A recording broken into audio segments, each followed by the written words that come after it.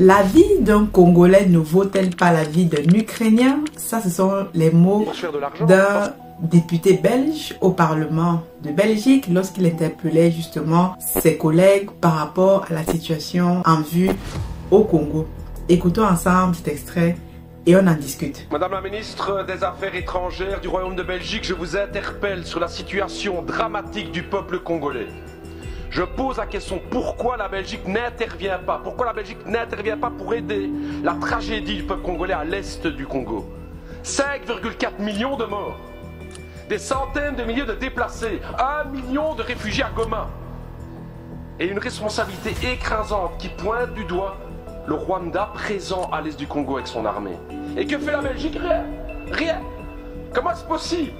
Quand la Russie envahit l'Ukraine, à juste titre, c'est la condamnation. Ce sont les sanctions, ce sont les livraisons d'armes à l'Ukraine, mais quand il s'agit de la République démocratique du Congo, rien. On n'aide pas. La vie d'un Congolais ne vaut-elle pas la vie d'un Ukrainien? La vie d'une Congolaise ne vaut pas la vie d'une Ukrainienne? C'est la question que tous les peuples d'Afrique se posent.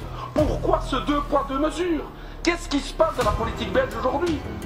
Alors je vais vous le dire, Madame la Ministre. Non seulement la Belgique ne fait rien, non seulement les États-Unis ne font rien, mais je vais me dire plus. Hier encore, l'Union européenne a signé un accord avec le Rwanda. Un accord sur quoi? La gestion durable des matières premières. Nous y sommes.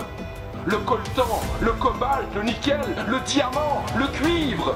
Voilà la raison pour laquelle la Belgique n'intervient pas. Business. C'est l'argent. C'est ce que mes amis congolais me disaient. J'ai travaillé 2 ans à Kinshasa. Et ils me disaient, Raoul, ce qui se passe en fait avec le Congo, c'est ça. C'est que notre sous-sol est plein de richesses et que l'Occident regarde pour se faire de l'argent, parce que ce deal avec le Rwanda, soyons clairs, c'est pas du Rwanda que viennent les diamants, c'est pas du Rwanda que vient le cobalt et tout. Tout ça vient de l'Est du Congo. J'ai envie de dire à tous mes camarades congolais, et à l'ensemble des peuples africains, on le voit aujourd'hui, les puissances occidentales ne pensent pas à votre bonheur, elles ne pensent qu'à une seule chose, c'est l'exploitation de votre sous-sol. Vous pouvez aujourd'hui, vous pouvez croire à vos propres forces. J'ai envie de dire, mon peuple congolais, pensez à cette pensée de Patrice Emery Lumumba, cette force du Congo justement. Pensez à Kwame Nkrumah, justement le panafricanisme qui doit être là. Pensez à Thomas Sankara, qui disait clairement effectivement que les peuples africains peuvent prendre leur destinée en main. Ne comptez pas sur les gouvernements occidentaux pour vous soutenir, mais par contre, les peuples d'Europe sont à vos côtés, les peuples africains, pour vos combats pour une vraie indépendance économique et démocratique.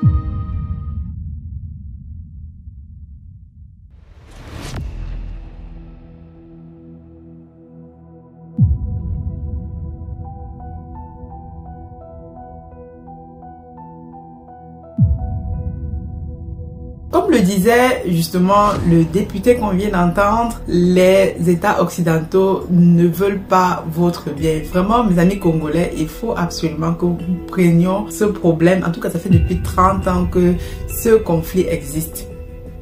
Comme le disait Thomas Sankara, un esclave qui n'assume pas sa révolution ne mérite pas qu'on s'apitoie sur son sort. Dans cette vidéo, nous allons voir ensemble quelques éléments. Il y a quelques jours de cela, l'Union européenne a suspendu justement cet accord dont parle le député dans son intervention.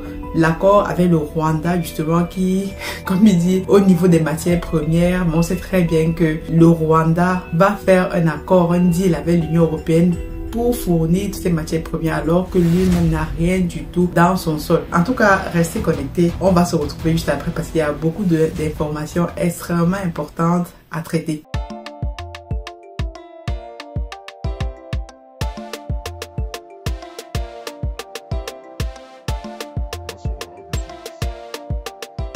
Bienvenue sur Masora Business. Si tu me découvres dans cette vidéo, je m'appelle Aniel Criset, je suis ingénieur logiciel, entrepreneur, auteur également d'un livre intitulé Investir en Afrique dans la pisciculture. Si c'est un domaine qui t'intéresse, que toi aussi tu souhaites à travers ce projet, en tout cas ce domaine, participer au développement du continent, notamment l'autosuffisance alimentaire, tu es au bon endroit. Sur la chaîne, je partage mon expérience from scratch, notamment dans l'entreprise Africa Food Industries spécialisée dans la pisciculture, mais également également, je traite des sujets qui concernent les Africains parce qu'aujourd'hui, il est temps qu'on se réveille. Il est temps que les Africains ne se laissent plus marcher parce que nous avons le syndrome, je sais pas moi, du colonisé. C'est exactement ce qui se passe à l'est du Congo. Ça fait 30 ans que ce conflit existe. Plus d'1 million de morts, 6 millions de morts, 1 million de déplacés. Je sais pas, ils vont attendre que tout le pays, tous les gens du pays meurent avant réellement de prendre ce problème avant le corps. Mais n'attendons pas que les autres se mobilisent à notre place. Mobilisons-nous nous-mêmes pour gérer nos propres problèmes. Alors, si ce sont des thématiques qui t'intéressent, bien sûr, tu es au bon endroit, tu t'abonnes, tu likes, mais également tu commentes, tu partages, tu me laisses tes suggestions en commentaire. Je lis toujours les commentaires. Aujourd'hui, je voulais qu'on aille du côté de la République démocratique du Congo. On sait depuis plus d'un mois, les rebelles M23 ont assiégé la ville de Goma, une des grandes villes au Congo avec toutes les richesses, tout le potentiel qu'a ce pays, et c'est vraiment terrible. On parle ici, comme on le disait, le député s'est documenté, plus de 6 millions de morts, peut-être même le chiffre même est très bas. Si on va vraiment regarder depuis plus de 30 ans, j'ai fait une vidéo dernièrement dessus, plus d'un demi-siècle que cette guerre, en tout cas parfois elle arrive, elle s'arrête, cette guerre sévit au Congo. Mais depuis lors, personne n'est vraiment résolu à résoudre le problème. Les gouvernements successifs au Congo, je sais pas ce qu'ils font. En tout cas, on a l'exemple, justement, j'aime bien parler des pays de l'État du Sahel parce qu'en seulement 2 ans qu'ils sont arrivés au pouvoir, on voit des changements notables. Mais pour le cas du Congo, c'est complètement incompréhensible. Un pays riche, très riche, depuis qu'ils ont été justement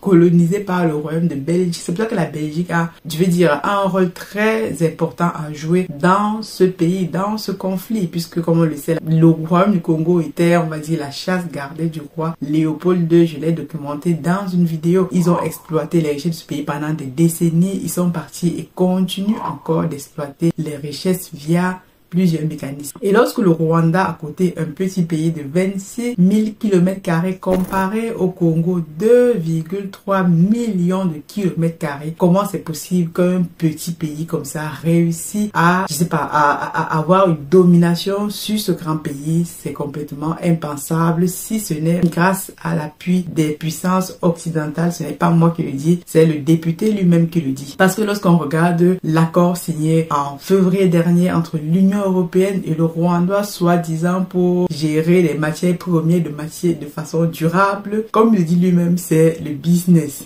L'or, le coltan, le cobalt, toutes ces matières premières que le Rwanda est aujourd'hui l'un des premiers exportateurs de cobalt dans le monde. Comment ça se fait? Ils ont même développé une usine de raffinage d'or. C'est impossible. Et tout ceci avec l'appui des grosses multinationales pour faire fonctionner notre monde moderne. Téléphone portable, batterie, etc. Avec la complicité, bien sûr, des pays de l'Union européenne. Comme je disais il y a quelques jours, donc, suite à toute justement cette mobilisation, parce que c'est important lorsqu'on fait des vidéos ici, lorsqu'on parle d'un sujet, c'est aussi important de le relayer parce qu'il n'y a que grâce à ça aujourd'hui que on est capable d'influer sur certaines décisions. Aujourd'hui, on a justement appris, pas aujourd'hui, mais il y a quelques jours, que l'Union européenne a finalement suspendu l'accord justement des matières premières avec le Rwanda. Écoutons ensemble justement la journaliste de je sais plus quelle chaîne TV5 Monde qui relate ça et on va en discuter effectivement. Au même moment, à Strasbourg, les parlementaires européens ont finalement donné raison à Kinshasa. Ils ont voté à la quasi-unanimité la suspension immédiate d'un accord sur les matières premières signé en février 2024 avec le Rwanda. Laure de Matos, Véronique Pérez. 443 voix pour, 4 voix contre. La résolution dite sur l'escalade de la violence dans l'Est de la RDC est très largement adoptée ce jeudi par le Parlement européen. Les députés demandent, entre autres, à l'Union européenne de suspendre immédiatement le protocole d'accord UE-Rwanda sur les chaînes de valeur durable pour les matières premières jusqu'à ce que le Rwanda prouve qu'il a mis fin à son ingérence et qu'il a cessé d'exporter des minerais extraits des zones contrôlées par le M23.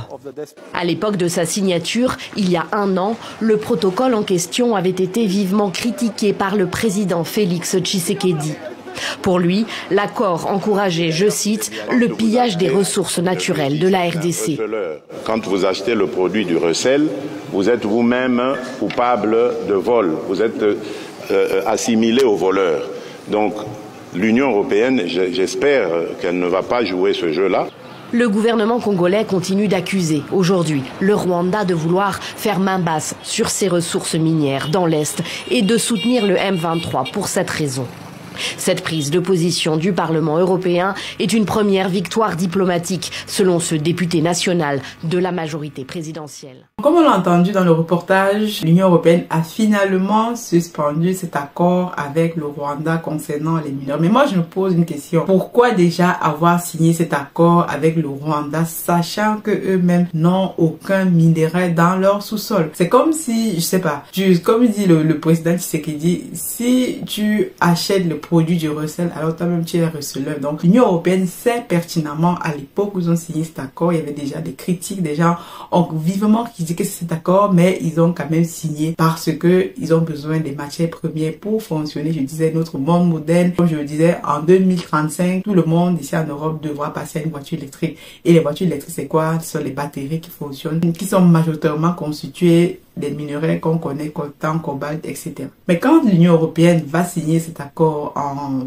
février 2024, ils savent très bien que c'est pour piller les ressources du Congo. Ils ne sont pas naïfs. Ils ont tous les renseignements, tout ce qu'il faut. Moi, je me demande, mais quand le président du Congo lui dit, moi, je le trouve très mou. Je sais pas si vous êtes d'accord avec moi, les Congolais, mais le président, là, il est très, très mou. Quand je vois comment les présidents de l'AES ont une rapidité d'exécution dans justement les décisions qu'ils ont prises, mais c'est pas possible. Il n'a qu'à prendre exemple sur eux. Si quelqu'un vient prendre des matières premières, tu n'es pas content, mais déjà tu imposes des sanctions. J'ai vu qu'ils avaient mis des sanctions justement concernant le suivi de l'espace aérien du Congo par la compagnie rwandaise. Mais est-ce qu'ils ont réellement les moyens d'appliquer ces sanctions? Il faut avoir les moyens de sa politique. Je ne comprends même pas les Africains ou le gouvernement congolais. C'est aussi pour ça que c'est beaucoup documenté. Les gens du M23 sont réellement bien équipés. Je voyais ça dans un reportage. Certains militaires sont payés $30 par mois, alors que vous avez certains députés qui touchent même plus que certains députés ici en France. Comment est-ce qu'il y a ce deux poids deux mesures?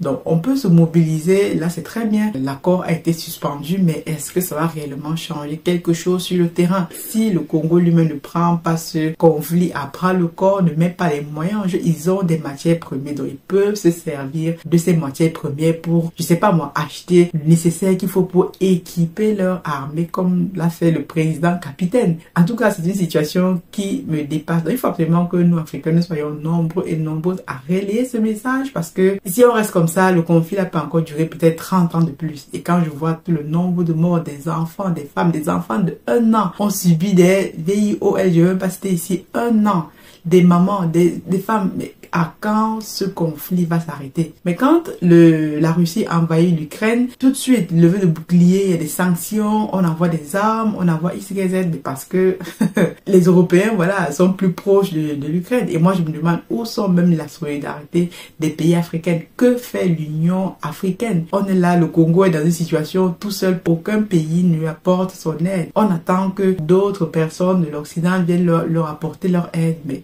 c'est pas possible. Est-ce que si les 54 pays africains se réunissent entre eux et trouvent des moyens de pouvoir apporter leur aide militairement au Congo, je pense qu'ils pourront avoir davantage. La solidarité africaine qu'on parle souvent, moi je pense c'est parfois seulement dans les mots. Après, il faut aussi qu'ils aient leur intérêt, mais que le gouvernement congolais montre aussi la volonté de pouvoir appeler leurs frères à les aider à mettre leur pays en sécurité, surtout les populations. Parce que si demain le Congo tombe, tout un grand pays comme le Congo tombe, ça sera grave pour l'Afrique. Le Congo, c'est le cœur même de l'Afrique. Donc, on ne peut pas accepter qu'un petit pays à côté, quel que soit le niveau de développement qu'ils ont, etc., depuis quelques années au Rwanda, mais on sait très bien que c'est un pays qui est en train de s'enrichir au dépens et au détriment des autres, des Congolais, tout simplement. Bon, je ne veux pas rentrer dans l'historique rwandais, congolais, mais ne serait-ce qu'en tant qu'humain de l'humanité, quand on voit la barbarie qui s'y trouve, ça mérite qu'on reste un instant, qu'on s'asseye un instant pour réfléchir à des solutions communes qui vont pouvoir arrêter tout simplement ces massacres. En tout cas, relayer ce message, tout Africain qu'on est, nous avons le devoir, je dis, de relayer le message, comme disait le président capitaine, étant de la diaspora, on a un poids extrêmement intéressant totale. C'est aussi grâce à ça que cet accord a été annulé. N'eût été la mobilisation de beaucoup de personnes en Belgique. Les gars ont manifesté, big up à vous. Et on espère que ce n'est que le début et que cela va s'arrêter. Si les Congolais doivent vendre leurs matières premières, c'est à eux de vendre leurs matières premières au prix qu'ils ont jugé. Donc, la prochaine fois qu'on utilise nos téléphones portables, smartphones, etc., rappelons-nous que tout ceci ne fonctionne que grâce aux minerais venant de l'Est du Congo. Dis-moi ce que tu penses de cette vidéo. Il y a tant à dire, mais on va s'arrêter ici. Et force à vous les Congolais, big up. Tenez bon parce que il n'y a que ça. Et surtout, prenez votre destin à main. On se retrouve à la prochaine vidéo. God bless.